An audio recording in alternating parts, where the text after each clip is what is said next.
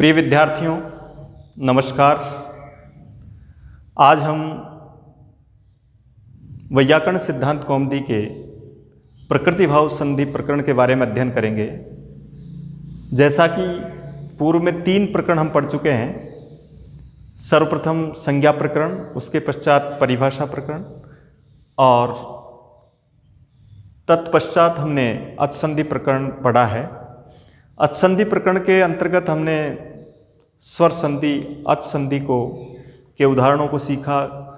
वहाँ प्राय 7 या 8 प्रकार के अचसंधि के भेद हमने पढ़े। तो इन संधि प्रकरण को पढ़ने का और पढ़ाने का जो प्रयोजन है वो यह है कि बालक संधि के उदाहरणों को पहचान सकें, उनका संधि विच्छेद कर सकें और संधि विच्छेद के आधार पर संधि के रूप बना सकें, उसमें संधि का नाम बता सकें। इसी प्रयोजन से संधि प्रकरण आपके पाठ्यक्रम में निर्धारित किया गया है। इसका तात्पर्य केवल इतना ही सीमित नहीं कि हम उस सूत्र के पीछे आने वाले उदाहरणों तक ही अपना ज्ञान निर्धारित करें, ऐसा नहीं है। उसके आधार पर हम अन्य उदाहरणों को भी सीखें, अन्य उदाहरणों को भी हल करें। तो इसी क्रम में आज हम उससे अगला प्रकरण है प्रकृति भाव संधि प्रकरण। क्योंकि सिद्धांत कौमुदीकार भट्टोजी दीक्षित ने पंच संधेय कहा है। लघु सिद्धांत कौमुदी में वरदराजाचार्य संधि को 3 भेद मानते हैं और वो अच, हल और विसर्ग के रूप में मानते हैं, लेकिन भट्टोजी दीक्षित ने संधि के 5 भेद माने और उसमें ये दूसरा भेद माना प्रकृति भाव संधि। वरदराजाचार्य ने लघु सिद्धांत कौमुदी में इस प्रकृति भाव संधि को भी अच संधि के रूप में ही समाहित किया है।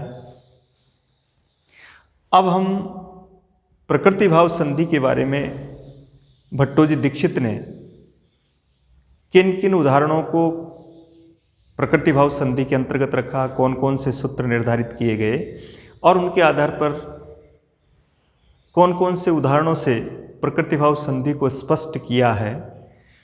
तो सबसे पहले यही कि प्रकृति भाव का तात्पर्य क्या है।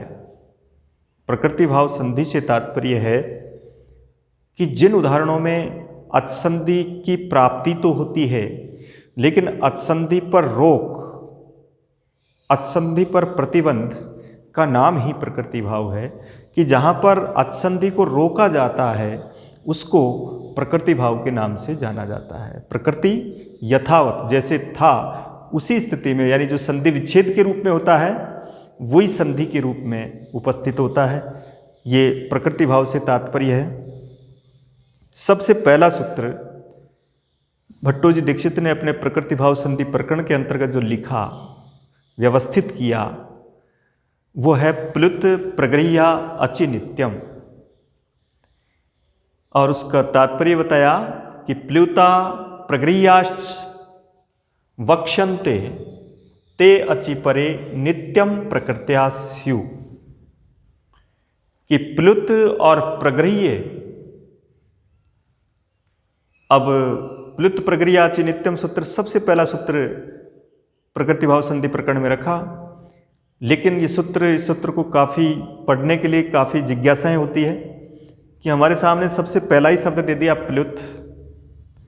हम प्लुत के बारे में नहीं जानते कौन है प्लुत, केवल इतना पढ़ा था कि त्रिमात्रिक को प्लुत कहते हैं। लेकिन यहाँ जो प्लुत कहा जाएगा किसको प्लुत कहेंगे। और दूसरा है प्रगृह्य।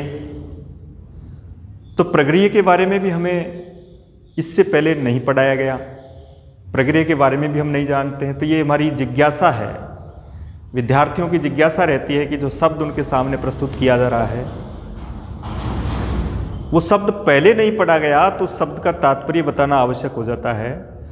इसलिए यहाँ दीक्षित ने भी यही कहा कि प्लुत प्रगृह्याश्च वक्ष्यन्ते, कि प्लुत और प्रगृह्य आगे कहे जाएंगे। इस प्रकरण में आगे जब पढ़ेंगे तो ये प्लुत और प्रगृह्य को आगे कहा जाएगा कि प्लुत क्या होता है, प्रगृह्य क्या होता है। तो प्लुता प्रगृह्याश्च वक्ष्यन्ते है, प्लुत और प्रगृह्य आगे कहे जाएंगे, यानी अभी बुद्धि परिकल्पित कर लिया जाए कि प्लुत और प्रगृह्य कोई नाम होगा। और ते अचि परे, ते के प्लुतः प्रगृह्या, कि वो जो प्लुत और प्रगृह्य संज्ञक जो शब्द हैं, वर्ण हैं, वे अचि परे, अच पर में रहने पर नित्य प्रकृति भाव होते हैं। प्लुत संज्ञक और प्रगृह्य संज्ञक के पश्चात अच होने पर वो नित्य प्रकृति भाव होते हैं, उनकी प्रकृति भाव संधि होती है, यानी उनमें अच संधि का अभाव होता है। तो प्रकृति भाव करने वाला प्रथम जो सूत्र, मुख्य जो सूत्र है, वो है प्लुत प्रगृह्या अचि नित्यम। प्लुतः प्रगृह्याश्च वक्ष्यन्ते ते अचि परे नित्यम प्रकृत्यास्यु।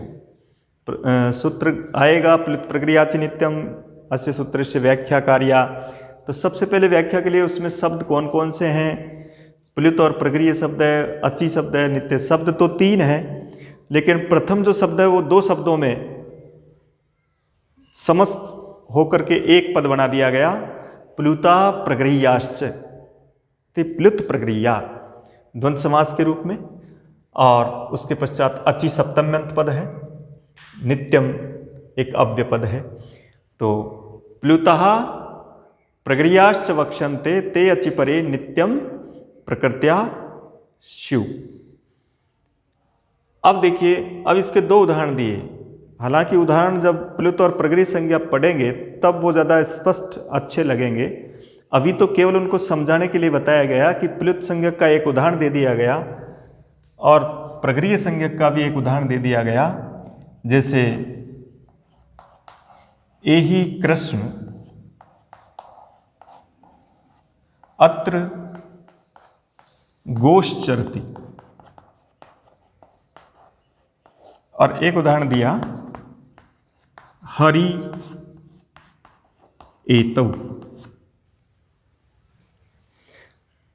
तो देखिए पहला उदाहरण, एहि कृष्ण, यानी कृष्ण आओ, अत्र गोश्चरति, यहां गाय चर रही है। तब इसके अंतर्गत हमने देखा कि यहां जो कृष्ण में ण के पश्चात जो ए है वो त्रिमात्रिक है, यानी प्लुत संज्ञक है, ये प्लुत का चिन्ह है। त्रिमात्रिक जो स्वर है उसकी प्लुत संज्ञा है, इसलिए ये प्लुत संज्ञक है। और प्लुत संज्ञक जब होगा तो उसके पश्चात अच होने पर वो नित्य प्रकृतिवत होता है। अब प्लुत कैसे हुआ, किस कारण से यहाँ प्लुत किया गया, वो आगे के सूत्रों में हम पढ़ेंगे। अभी केवल इस जो मुख्य सूत्र इसका जो प्रकृति भाव करने वाला है उसका उदाहरण, दोनों संज्ञाओं का एक एक उदाहरण प्रस्तुत किया गया कि ये प्लुत का उदाहरण है। जो आगे पढ़ेंगे प्लुत क्या है, कैसे प्लुत हुआ ये। तो यहाँ केवल ये प्लुत संज्ञक देख करके अब यहाँ एक संधि प्राप्त हो रही थी, अकय सवर्णे दीर्घ है, उससे ए और ए को दीर्घ एकादेश किया जा रहा था। तो दीर्घ एकादेश जो प्राप्त हो रहा था उसका निषेध करेगा ये प्लुत प्रगृह्या अचि नित्यम, और इस सूत्र से यहाँ इसको प्रकृति भाव कर दिया जाएगा। और जब प्रकृति भाव कर दिया जाएगा तब यहाँ दीर्घ संधि नहीं होगी। इसी तरह दूसरा उदाहरण दिया, जैसे हरि एतौ। तो यहाँ भी देख रहे होंगे आप, हरि एतौ में यह दीर्घ ई है, यह ए है। अभी आपको ये नहीं बताया गया कि प्रगृह्य किसे कहते हैं, लेकिन एक बुद्धि परिकल्पना करें कि ये प्रगृह्य संज्ञा का उदाहरण है। और इस सूत्र से यहाँ पर इसको प्रकृति भाव हो गया, यानी यहाँ इको एणचि से जो यण संधि प्राप्त हो रही थी वो यण संधि नहीं हो रही है। इस सूत्र को प्रथम सूत्र के रूप में यहाँ व्यवस्थित किया दीक्षित ने। तो इसके लिए प्लुत और प्रगृह्य जब आगे संज्ञाओं के नाम और उनकी परिभाषाएं आएगी तब भी ये उदाहरण उपस्थित होंगे और वहाँ इनको हम अच्छी तरह से पढ़ेंगे। अभी तो केवल इसके उदाहरण के रूप में 2 उदाहरण प्रस्तुत किए गए कि भाई ये प्लुत का उदाहरण है और ये प्रगृह्य का उदाहरण है। प्रगृह्य का सूत्र आगे इदुदेत द्विवचनम प्रगृह्यम पढ़ेंगे, तब आपको ये उदाहरण वहाँ भी पढ़ना होगा, इसलिए वहाँ इसको अच्छी तरह से समझा जा सकेगा। वहाँ पूर्ण रूप से इसके सिद्धि जो की जाएगी उसके आधार पर वहाँ पढ़ेंगे। दूसरा सूत्र आया इसमें, इको सवर्णे साकलस्य ह्रस्वस्य। साकल्य एक ऋषि है।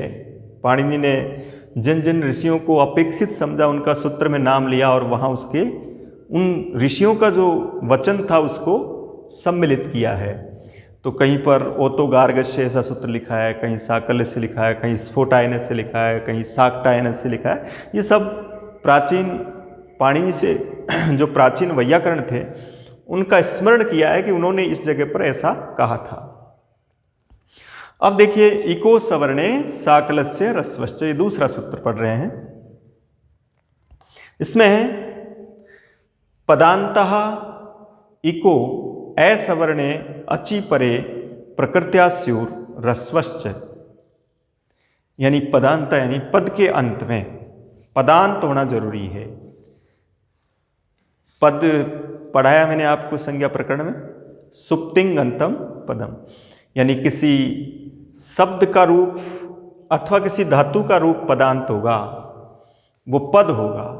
और पद के अंत में जो इक आएंगे, इक पढ़े हमने यण संधि में, ई, उ, री और ली। तो इसका अर्थ हुआ पदांत में जो इक होता है,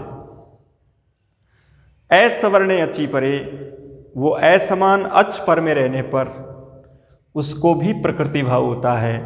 और अगर कोई दीर्घ है तो उसको ह्रस्व हो जाता है, उसको प्रकृति भाव होता है और ह्रस्व भी होता है, यानी ह्रस्व सहित प्रकृति भाव होता है।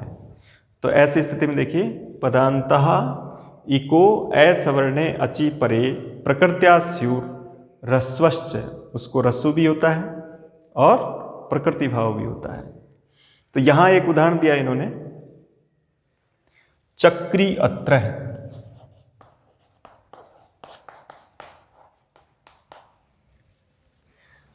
चक्री अत्र में देखिए, चक्री में दीर्घ इकारांत पद है और दीर्घ इकारांत के रूप में यहां चक्री का अर्थ क्या होता है? चक्री से तात्पर्य है चक्रम अस्ति अस्य स चक्री, और उसके पश्चात चक्री के पश्चात इसमें दीर्घ इकारांत आ रहा।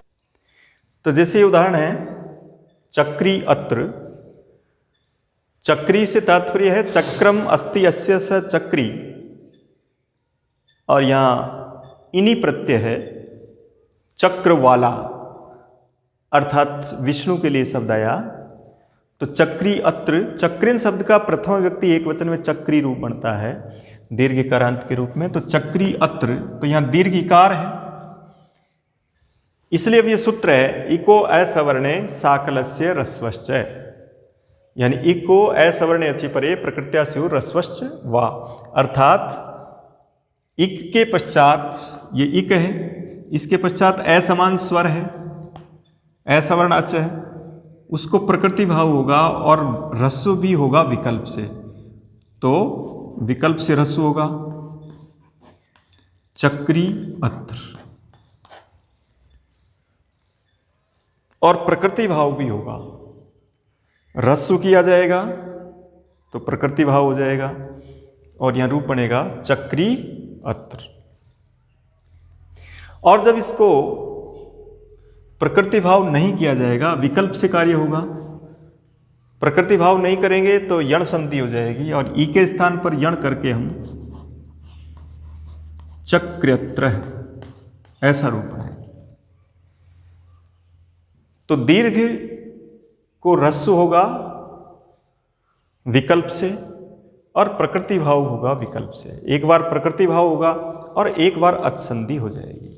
इसलिए इस तरह के जितने भी उदाहरण आए दीर्घ इकारांत, दीर्घ उकारांत, उनमें हमको उनको ह्रस्व भी करना है और प्रकृति भाव भी करना है विकल्प से।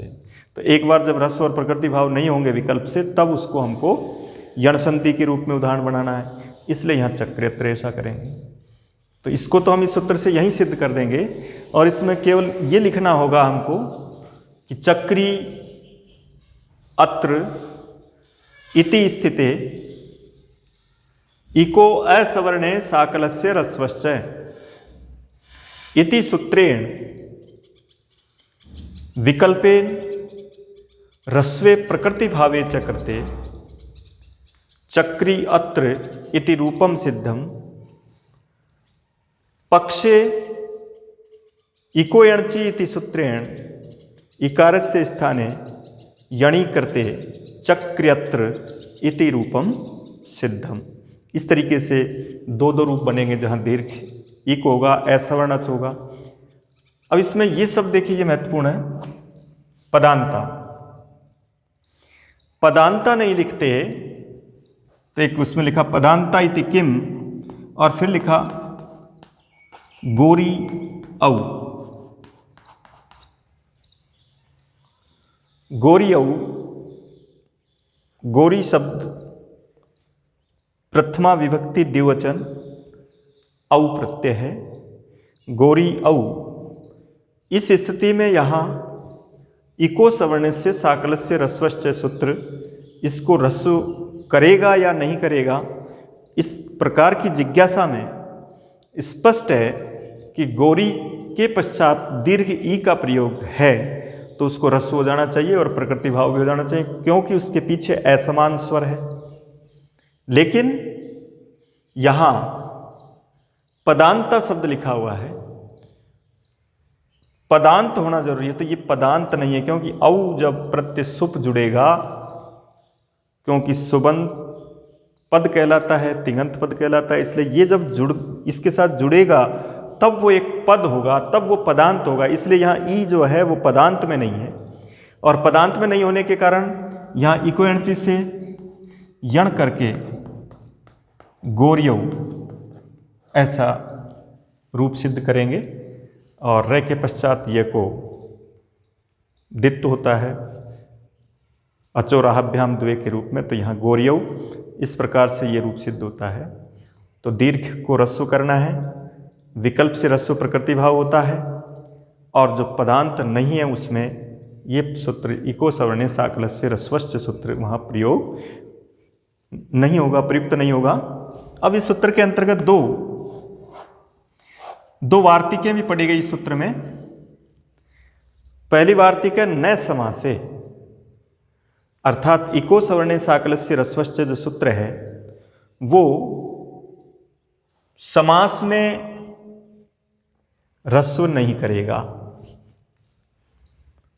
जब समास में ह्रस्व नहीं करेगा तो एक उदाहरण दिया, वापी अश्व। अब देखिए वापी अश्व जो लिखा, तो वापी अश्व में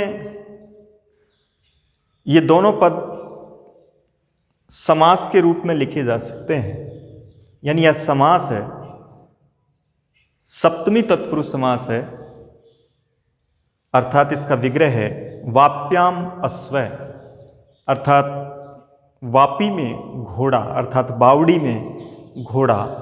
इस तरह का सप्तमी तत्पुरुष समास है, और सप्तमी तत्पुरुष समास होने के कारण ये समास हो गया, और समास होने के कारण यहाँ इको सवर्णे साकलस्य ह्रस्वश्च सूत्र इसमें न ह्रस्व करेगा न प्रकृति भाव करेगा, और यहाँ इको यणचि से यण संधि करके और इसको वाप्यस्व रूप सिद्ध करेगा।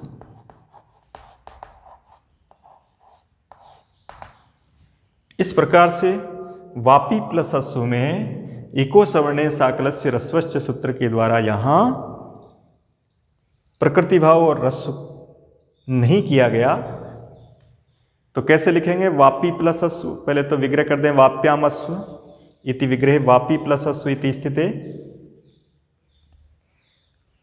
इको असवर्णे साकलस्य ह्रस्वश्च इति सूत्रेण दीर्घ इकारस्य स्थाने विकल्पेन ह्रस्वे प्रकृति भावे च प्राप्ते किंतु न समासे इति वार्तिकेन निषेधे इको यणचि इति सूत्रेण इकारस्य स्थाने यणि करते वाप्यस्व इति रूपम सिद्धम। इस तरीके से हम वाप्यस्व को सिद्ध करेंगे।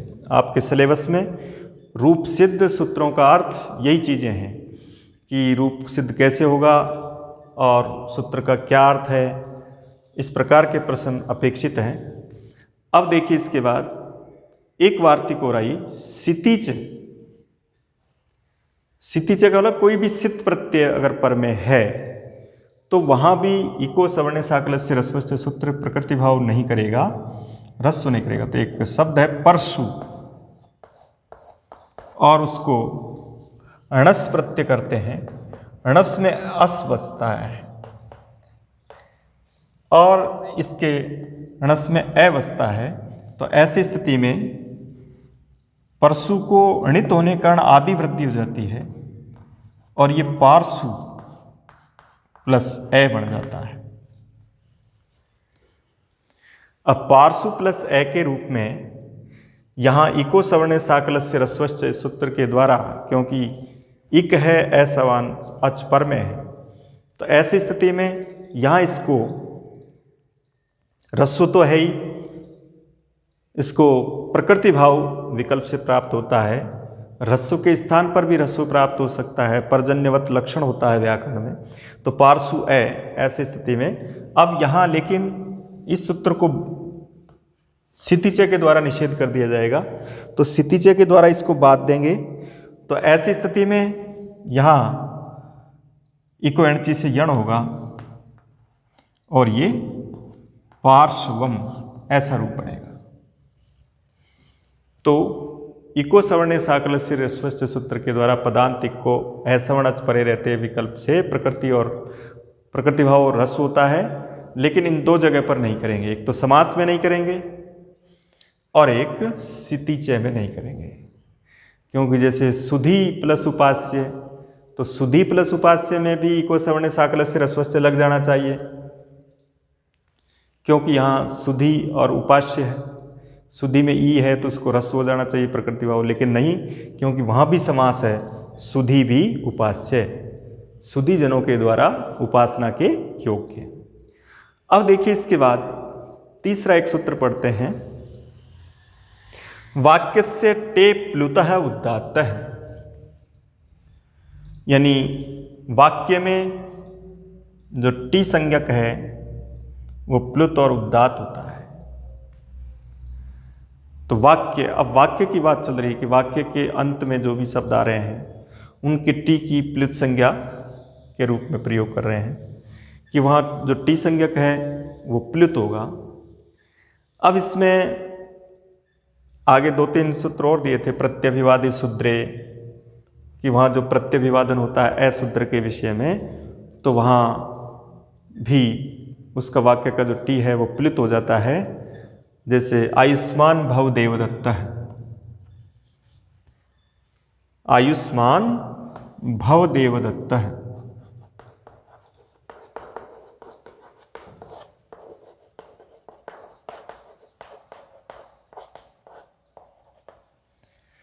तो ये वाक्य का जो टी है देवदत्त के अंत में जो तय में ए है वो प्लुत संज्ञक है, क्योंकि यहाँ प्रत्यभिवादे शूद्रे, अभिवादये देवदत्तो अहम, अभिवादये देवदत्तो अहम। इस तीसरे सूत्र के साथ एक ऐसा सूत्र और है इस दूरादुत्य से पहले, प्रत्यभिवादे शूद्रे, प्रत्यभिवादे अशूद्रे, यानी अशूद्र शूद्र को, शूद्र शब्द को, शूद्र वर्ण को छोड़ करके जो प्रत्यभिवादन किया जाता है, अभिवादन के बदले जो प्रत्यभिवादन किया जाता है, उस वाक्य के टी की प्लुत संज्ञा होती है।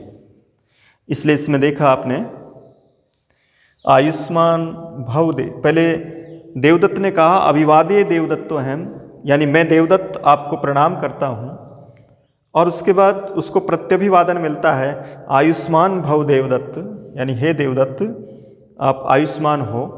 तो यहाँ इस वाक्य का जो टी है, अंतिम जो वर्ण है टी, अंतिम अच के पश्चात का जो भाग है वो टी कहलाएगा। तो ए की यहाँ प्लुत संज्ञा है। इसको हम वाक्य से टे प्लुत उदात्त, ये जो सूत्र था ये एक अधिकार सूत्र था यानी अब हम इसके अधिकार क्षेत्र को पढ़ेंगे। इसके अधिकार में हम प्लुत संज्ञक शब्दों को देखेंगे कि कहाँ कहाँ पर किस किस की प्लुत संज्ञा हो सकती है। तो यहाँ आयुष्मान भव देवदत्त इसके रूप में लिखा।